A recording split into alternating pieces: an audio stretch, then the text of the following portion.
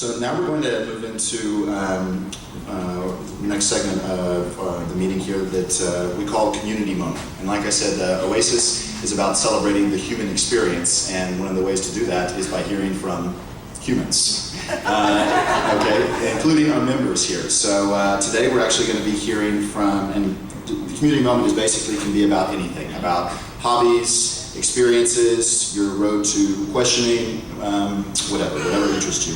So today we're going to be hearing from Ted Andrews. Ted is a retired oil and gas engineer that is going to be speaking to us about the bike sharing system here in Houston. So if you look outside, you see that we have a docking station right out here. It's called Houston BCycle. So without further ado, we are about to have our first TED Talk here at Oasis.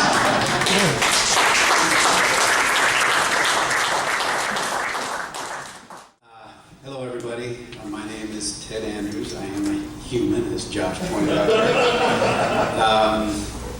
I've been a member of Houston Oasis for 2 years, ever since I retired from the oil field. My brother Richard was kind enough to introduce me to the organization, and I've been very grateful for that. Met a lot of very good people and heard some excellent talks. Probably the ones I enjoyed the most were people's journeys from their religious upbringing to free thought. Unfortunately, I won't be able to give you one of those talks because by the time I was born, my parents had already decided that religion was a human phenomenon, and so I don't have that perspective. Instead, I'm going to take my topic inspiration from Mr. Luke Cana, which I think we all agree is a good inspiration. It'll be on a topic that I hope will be of use to you guys. It's a Houston resource called Houston BCycle, the bicycle sharing program that we have here in Houston. Houston BCycle is a nonprofit organization that runs the bike sharing here in Houston, and it currently has about 30 docking stations. As Josh pointed out, we have one right here in front of the Oasis, a solar-powered docking station with custom-made bikes, 225 in the fleet right now, and it's undergoing a massive tripling in size in the next 2 years to about 100 stations and almost 800 bikes. And this is due to the grant from the Federal Highway Administration. It's a very well thought out system, and it uses hardware like these docking stations, these solar powered docking stations, custom made bicycles, software, which includes a website and, of course, a downloadable smartphone app. And with GPS and RFID, it knows where the bikes are at all times. So don't consider robbing a bank or something. They know where you are when you're on the bike. You will have a personal web page if you sign on to it, and it keeps track of how many rides you've been on, the distances you've gone, and if you're interested in how many calories you burn, carbon offset, it can provide all that as well. The bike is custom made for bike sharing, so it's a bit heavy, it's extremely durable, and well maintained. I've been on about 10 of these bikes, and only one had a minor issue with it. They do an excellent job of keeping their bikes maintained. All the bikes have tires pumped up, etc., so they do a good job of that. The bike itself has got an easily adjustable seat, so no matter how big or small you are, you can ride this thing. It's got 3 gears, perfectly adequate for riding around Houston. As soon as the bike is in motion, it's got a little generator that runs off of the rotating wheels, so the bike lights turn on. And it's got a security cable and lock and chain, so you ride around and you want to stop in for a refreshment or something, you can do that. In short, it's a very well designed bike for bike sharing. The whole idea of the bike sharing is that it's to be used for short rides around downtown, basically. And so when you pay your $5 out here, it'll give you the option of checking in and out the bike as many times as you want over the next 24 hours. If you go over 60 minutes without checking it into a docking station, then they'll start billing you $2 for every half hour over there. So basically, that's the chart that explains that. If you were really interested in bike sharing and and you were going to be riding more than about once a month, then you probably want to get the $65 annual membership, which gives you a little card and stuff. How to get started? Well, first thing is you would want to download the smartphone app, and that's not really what we would say optional, because there's so many things that the app does for you. One is it tells you where all the docking stations are, it tells you how many bikes each docking station has, and that would be useful if you're going to some docking station and you want to make sure that there's a dock open for your bike to turn it back in. So how you walk out to the dock station here, you just touch the screen and follow the prompts. It will ask for a credit card, and then it'll deduct $5 from your credit card. And then it'll start, you'll pick out which bike you want. If you were really careful, you might want to check which bike you wanted first and then choose it.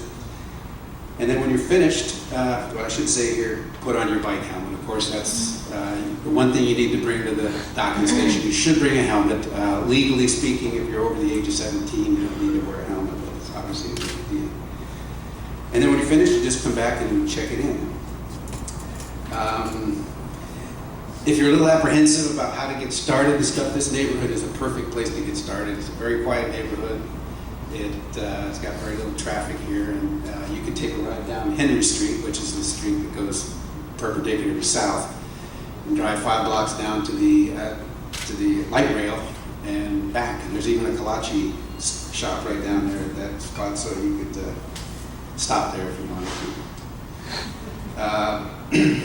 What to bring? Basically, this whole system is designed for you to be able to walk out of your office downtown, jump onto a bike, and ride away. And one of the things I really like about this bike is that the chain is fully enclosed. So if you've been on bikes and your bike pants or whatever has gotten caught in the chain, you won't have that problem with this bike. It's really nice in that way. That's basically it. I mean, you could bring closed-toed shoes and grippy soles, that would be nice, and a helmet, of course. It's open all year long, and they know what your bike is, so if you try to steal it or if you don't return it, then they'll charge your credit card $1,200. It is a fairly expensive bike. If you were to ride your bike around the neighborhood, like I did, then some of the things you would see, well, if you drive down Henry Street here, at the first corner of Thomas and Henry, there's a really nice little bungalow, newly constructed bungalow with a for sale sign in front. And this neighborhood has appealed to me ever since we came to the community, or do our oasis here. I said, wow, this would be a neat little place. I better check this out. It's right next to the light rail. It's right next to downtown. It looks like it's just getting started. Maybe I could get a good investment here.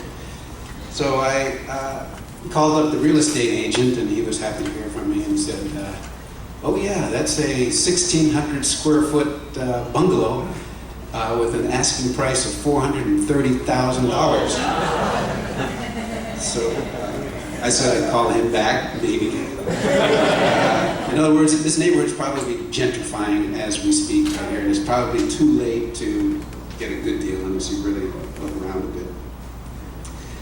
If you were to take a right at that bungalow and go 2 blocks down, you'd come to a big brick building, which is the Thomas Street Health Center, and it is the main HIV/AIDS clinic in Houston. It was built in 1910 by the Southern Pacific Railroad for its employees, and this is a postcard from that period when it was built. And when it was called the Sunset Hospital, which strikes me as a little bit depressing name for the hospital. Presumably it's for the view of the hospital. If you go north in the neighborhood, you come to this very iconic Houston landmark, which you may have seen as you look east off of I-45. It's the Raven Tower. And I remember when I first came to Houston and I looked at that, I was like, what in the heck is that thing there? And it turns out that it was built in the 60s as a bachelor pad. And it's 5 stories high. And from the highway, all you see is that platform at the top from people that I've talked to that have been there say it's really superb views of downtown. And it's now a craft beer bar. It's got a little food truck there, and it's got a live music venue. In fact, it's right next to the White Oak live music place that probably TC knows about that. It might be a good place for a Houston Oasis gathering at some point in the future. It really looks nice. My son's been there and said it was really, really cool. You'll also find this kind of eclectic little iron horse. And I say little, it's actually 10 feet tall. It's I don't know if the guy built it or whatever, but it's in front of his house. A man cave in the area. It's normally where we eat at Freebirds, etc. That's a 1.5 mile easy bike ride down the trail. You go back down here and take a left and follow the signs to Spring Street, and you'll get to Freebirds, which has got a bike rack in front of it. You can lock your bike up there and go in and eat, and it'll take about 10 minutes to get there. It's a really nice ride. And if you continue on that bike trail, because it continues on, you'll pass this old oil field test well, no longer in use. And you continue underneath the I-10, which you see in the background. You can actually, this is another Houston landmark. You may have seen this as you're driving around town. You can see it as you're from the south of I-10. But as you pass I-10, you'll come back to White Oak Drive. And it actually is a big loop around. When you go down the hill here, you can go right and get to this spot, or you can go left, go past Freebirds and get to the same spot. White Oak Drive is a really cool part of town. It's a little bit like Washington Street, but probably not yet as discovered. This particular place here is the Blue Line Bike Lab, which a lot of people consider to be the best bike shop in town. And it's got a very attractive mural on the side there. Right next to that is the Black Swan Yoga Studio with some very good fruit smoothies, and you get that served by some nice, young, friendly yogis in this studio here. This was as far as I got with the bike. The trail continues on for about 10 miles following the White Oak Bayou and TC Jester roads all the way up to about West New York area, so it's a long drive up there. There's no docking stations up there, so unless you're a good bike rider, or you'll be paying a little extra usage fee, like $2 for every half hour. So anyway, it does look like a good bike ride up there. And here's my little bit of PowerPoint magic for you there. There is a Super Bowl promotion for BCycle, and that is starting next Friday. They'll all be free until Super Bowl Sunday. So that's the $5 entry fee was a barrier to you, and that would be something to consider. And after Super Bowl, the BCycle group is going to offer bike free or free bike sharing on Fridays. So up until March 31st, so that's another thing to consider there. And then I wanted to take, this is somewhat related. I was wondering by a show of hands who has seen this symbol before? Okay, maybe 10% of the time. I actually hadn't seen it until I checked out my first bike. And there it is. And in fact, you'll see this all over the building, on both sides, the front and back, et cetera, et cetera. And my reason for showing this is that if you do ride a bike around the neighborhood, you will see a lot of things that you don't normally see. So that's my talk.